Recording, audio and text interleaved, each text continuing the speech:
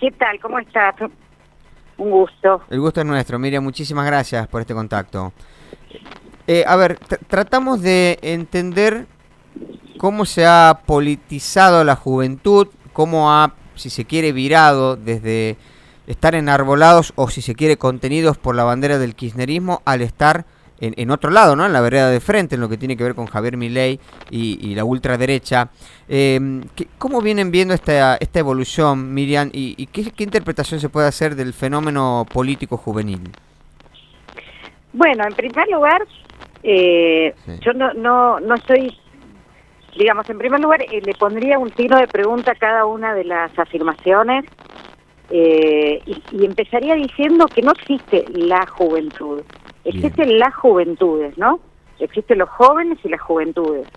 En Argentina tenemos un fuerte movimiento de politización juvenil en términos partidarios, o sea, de juventud que vuelve a los espacios políticos más formales o más tradicionales, o en bloques, o en frentes, o en centros estudiantiles, movimientos territoriales. A partir del 2001, ¿no? Venimos notando una politización más fuerte que, digamos, es también un fenómeno global, y en América Latina tiene sus peculiaridades. Y en Argentina venimos notando eso. Es cierto lo que decís, que hacia el 2010, una especie de sorpresa con la muerte de Néstor Kirchner, de lo que se vive como la aparición de los jóvenes en la calle. Sí. En el 2018 se vive la aparición de las chicas del feminismo. Sí. En el 2015 se vive la aparición de los jóvenes del PRO.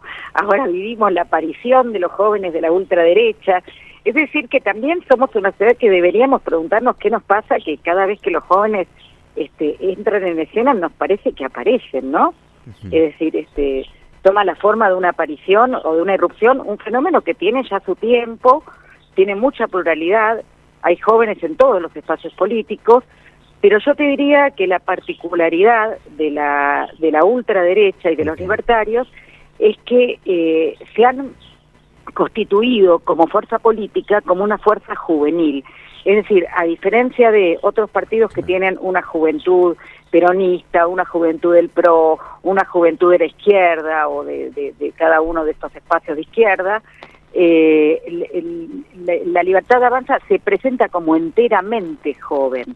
Entonces también hay lo que podemos llamar una juvenilización de la política, además de una politización de la juventud, ¿no? Bien, me gusta esa inversión del concepto. Esto nos provoca una impresión en la que yo invito a que hagamos un esfuerzo por diferenciar entre el régimen de visibilidad, lo que se ve, lo que parece, lo que adquiere, digamos, lo que se ve en primer plano, y lo que sigue estando. Digamos, siguen estando, hoy salieron las Swifties, ¿viste?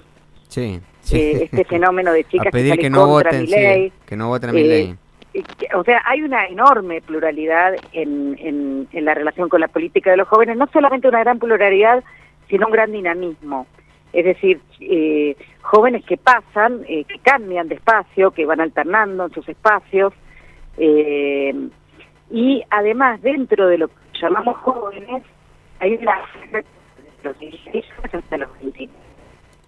Miriam, perdón. Demográficamente amplio. Sí, perdón. perdón. Si puede repetir lo que dijo recién, porque se cortó un poco la comunicación y no escuchamos. Y además yo creo que dejemos a la parte que te dije, fíjate la cuestión esa de las Swifties, ¿no? Estas chicas que salen y que dicen, bueno, nosotros estamos contra Milei, y digamos movimientos asociados a la música, ¿no? Y que toman una posición partidaria. Ahí tenés otros jóvenes que no son libertarios, ¿no? Además de que siguen existiendo los jóvenes del PRO. Yo en mi investigación, hago mi investigación en AMBA, este año hicimos campo, y la verdad es que encontramos muchísimos jóvenes del espacio del PRO en Ciudad de Buenos Aires, muchísimos jóvenes del espacio peronista, kirchnerista, incluso diferenciados entre sí, muchísimos jóvenes de izquierda. Y el fenómeno de los jóvenes libertarios es un fenómeno importante, que tiene número y que tiene mucha visibilidad, pero no toma totalmente a las juventudes, no es homogénea la juventud. Claro. Lo que sí es interesante de los libertarios es que es un fenómeno que empezó siendo mayoritariamente masculino, después fue captando más mujeres, pero sigue teniendo una mayoría masculina. Sí. y que por otra parte es un fenómeno transversal, es decir, que existe en distintas clases sociales, aunque por lo menos en mis sondeos fue creciendo en los sectores más populares. Y por lo menos en Ciudad de Buenos Aires muchísimo menos en las clases altas. Claro. Y en las clases medias te diría que en el medio, ¿no? Claro. Miriam, correspondientemente a esto que nos está planteando usted, recuerdo una entrevista que da quizás uno de los pocos políticos que han ocupado cargos jóvenes que tenemos en Argentina, que es Ofelia Fernández. Cuando le preguntaban por qué la juventud acompañaba a Javier Milei, ella hacía una distinción y decía: los jóvenes hombres acompañan a Milei, las mujeres somos hijas del feminismo. Hago esto que dice usted con lo que yo decía, signo de pregunta. ¿Tiene algo de razón esas afirmaciones? Sí, yo creo que sobre todo al comienzo, porque, a ver, el movimiento libertario y los movimientos de ultraderecha en el mundo no se pueden pensar en la centralidad que adquirieron si no pensamos en la pandemia y si no pensamos en la explosión, el estallido del movimiento feminista un poquito antes. Entonces, yo no sé si, cuando yo te decía recién, también es importante diferenciar entre lo que se ve y lo que es. O sea, hay cosas que adquieren mucha visibilidad, que tienen una enorme visibilidad y que por ahí no toman toda la escena, pero sí toman el primer plano. Claro. Entonces es muy difícil para también cuando hacemos investigación poder diferenciar entre la visibilidad que adquieren ciertos fenómenos y la realidad que tienen, y además la potencia que tienen, cuán duraderos serán, cuántos se institucionalizan, cuánto nos parece que esto que es un fenómeno que va a pasar rápido, es un fenómeno que ya que parece estar asentándose sobre unas bases más permanentes. Entonces ahí hay un montón de cosas que empiezan a pasar. Por ejemplo, en esto que vos me decís, cuando en el 2018 vemos los primeros las primeras manifestaciones libertarias son fuertemente antifeministas.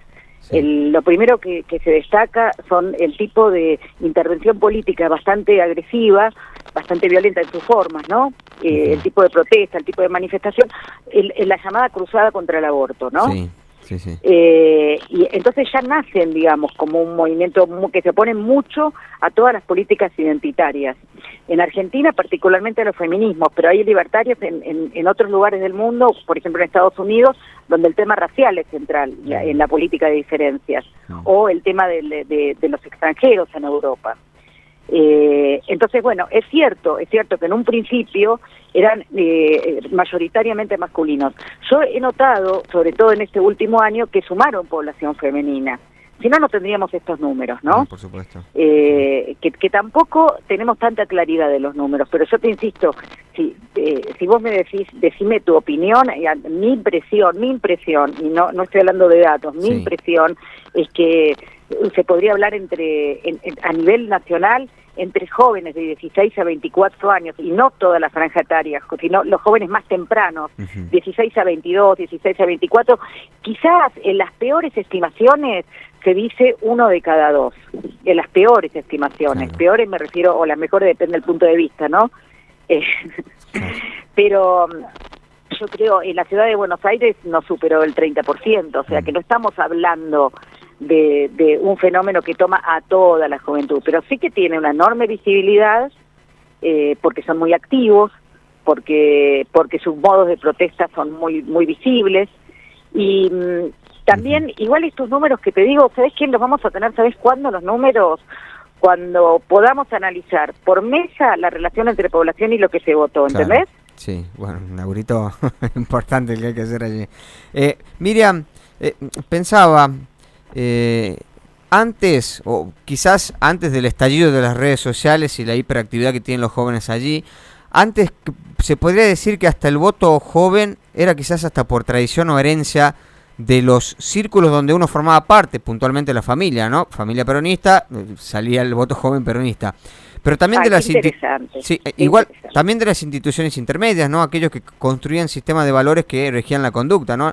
La iglesia, los sindicatos, la escuela, solo por citar algunos. Hoy se vanagloria la juventud, y de hecho te lo dicen abiertamente ellos, de marcar esta diferencia, de que votan distinto, por ejemplo, que la familia. Me encanta la pregunta que me estás haciendo. Te digo la verdad, estoy disfrutando el planteo, o sea, el diálogo. Lo estoy disfrutando mucho porque me parece tan importante lo que decís, y me parece que es una mirada que pocas veces tenemos, ¿no? Por una parte, porque hay un estudio de los años 60 en Estados Unidos, un estudio clásico de las ciencias políticas, que mostraba que Lasserfeld y Melton mostraban que en realidad estaba la pregunta, era la época en la que pensé, había una teoría que era la de la aguja hipodérmica, se decía que los medios eran como una aguja hipodérmica que te metían, digamos, lo que tenías que pensar. Y se empieza a discutir esa idea, ¿no? Y ellos hacen una investigación en la que muestran que en realidad, ¿por qué? Porque eran los primeros tiempos de la publicidad masiva. Entonces, como siempre, todo fenómeno que tiene una gran visibilidad se exagera, como nos pasa ahora, ¿no? O sea, se ve muy agrandado. Sí. Y entonces ellos demuestran que en realidad es más importante en la decisión de voto de los ciudadanos la tradición familiar, es decir, la pertenencia familiar, es el ámbito más importante, que influye más que la publicidad. Esto cambia después, y nosotros, yo cuando estudio esto que vos decís, yo lo llamo ámbitos de socialización política. La escuela, los amigos, en algunos casos el templo, en otros casos el movimiento del barrio, la organización vecinal. Es decir, hay muchos ámbitos de socialización. Las redes sociales son un ámbito de socialización importante. Y por otra parte, ha cambiado con el tiempo la influencia que tienen, y además no es la misma en cada clase social. O sea, te cambia un montón. Pero a mí me parece que lo interesante de este fenómeno, es cierto lo que vos decís, que la familia ha marcado durante mucho tiempo, pero cada tanto vos tenés juventudes que generacionalmente se oponen a su familia. Claro. La tuviste en los 70, y creo que un rasgo interesante de los libertarios es esta posibilidad de presentarse como generacionalmente rebeldes, ¿no? Sí. Entonces es como una paradoja de una juventud. Stefanoni escribe sobre esto, ¿no? Dice la nueva rebeldía es de derecha, ¿no? Sí. Estas rebeldías de derecha. Entonces, bueno, creo que te respondí a la pregunta, ¿no? Sí, por supuesto.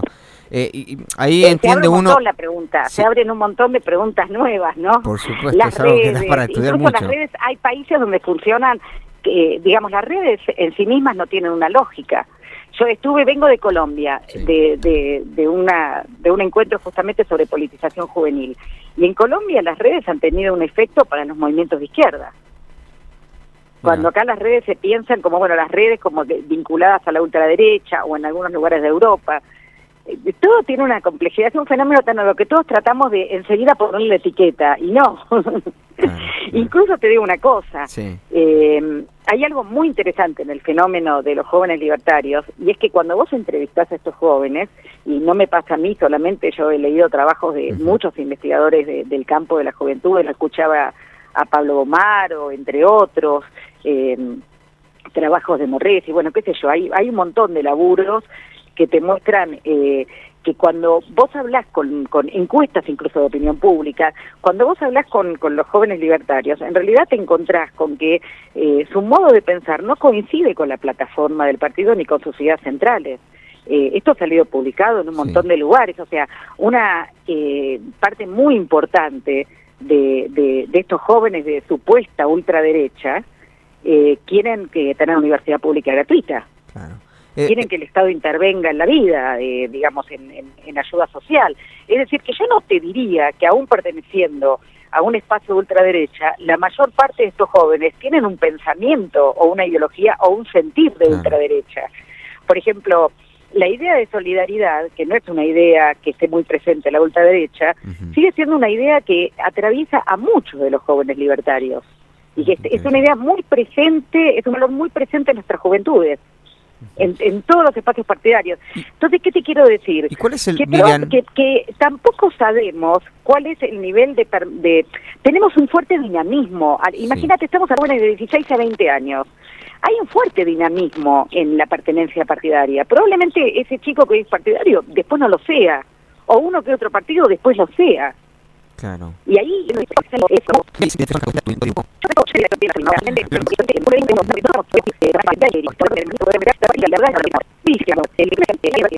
puntos de derecha en el mundo. Los vemos en lugares donde había polarización, a mi entender los vemos en países que tienen una historia de Yacinte con una memoria póstica no resuelta aún, como sucede en España, en Italia, en Argentina, porque vos fíjate que son países que tienen un gran desarrollo de dispositivos y repertorios de acción política ligados con el campo de las memorias. Te hablo de repertorios y dispositivos que ya se han independizado incluso. Por ejemplo, vos fíjate que acá las chicas salen a marchar y ¿qué hacen? Se ponen un pañuelo verde. Sí. Y están en contra, se ponen un pañuelo celeste. ¿A qué me refiero? Sí, sí. Es decir, hay ciertos repertorios, ciertos dispositivos, ciertas, como te dijera, indiuras, hay cierta acción que ya están muy disponibles para nosotros y que provienen del campo y que constituyen formas políticas rápida. Y en ese sentido, la pandemia fue un catalizador muy importante. La cuestión de la infectadura le dio a los jóvenes una experiencia propia generacional de algo así como una dictadura de generación. Y yo creo que gran parte de lo que impregna a jóvenes no es porque estén pensando en la dictadura, sino porque vienen de un país donde donde las memorias de la dictadura son constitutivas, aunque no pienses en la dictadura históricamente. Creo que le dieron a los jóvenes esta cosa de oponerse a la pérdida de libertad, ¿no? En la creencia de que ahí había un Estado que volvía a ser un Estado dictatorial, creo que hay una reacción fuerte y paradojal, un uso aberrante de los discos construidos por la memoria contra la dictadura, que son usados en otras circunstancias de una manera aberrante. ¿Entendés? ¿Se entiende lo que digo? Sí, Miriam, ha quedado bastante clara. Miriam, muchísimas gracias por su tiempo, por todo el análisis. Soy muy amable. Bueno, muchas gracias a vos y a todos los oyentes. Que tengan un buen día. Hablábamos con la investigadora del CONICET, Miriam Cris.